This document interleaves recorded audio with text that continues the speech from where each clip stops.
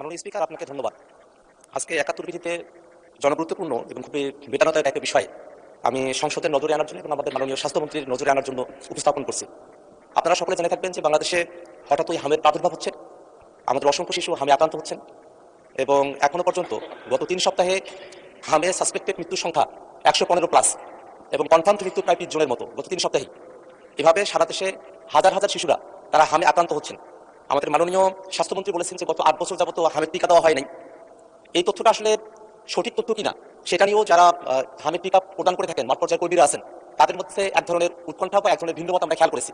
সেক্ষেত্রে যদি হামের টিকা না দেওয়া হয়ে থাকে ২০২৪ বা তার পরবর্তী সময়গুলোতে, সেক্ষেত্রে কেন দ্রুতগতিতে যারা 0 ডোজের শিশুরা ছিলেন তাদেরকে টিকার আওতায় নিয়ে আসা হলো না বা তার জন্য একটা ক্যাম্পেইনের ব্যবস্থা করা হলো না, সেটা আমাদের অবাক করে মাননীয় স্পিকার।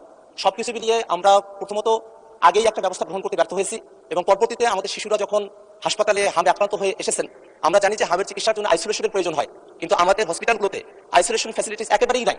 উপজেলা পর্যায়ে নাই, জেলা পর্যায়ে নাই, এমনকি যেগুলো আরো বড় বড় হসপিটাল আছে সেই জায়গাগুলোতেও নাই। বিশেষত রাজশাহী অঞ্চলের কথাটা এখন বেশি নজরে আসছে এবং যে আইসিইউ এনআইসিইউ গুলো প্রয়োজন হয় সেই পর্যাপ্ত আইসিইউ এনআইসিইউ এর ব্যবস্থা নাই। এবং আরেকটা বিষয় খেয়াল করে দেখা গেছে যে আমাদের দেশে হামের টিকা দেওয়া হয় ৯ মাস বয়স থেকে, কিন্তু এখন হামের যারা আক্রান্ত শিশুরা আছেন তারা আসলে ৬ মাস বয়স বা তারও কম বয়স থেকে তারা হামে আক্রান্ত হচ্ছেন।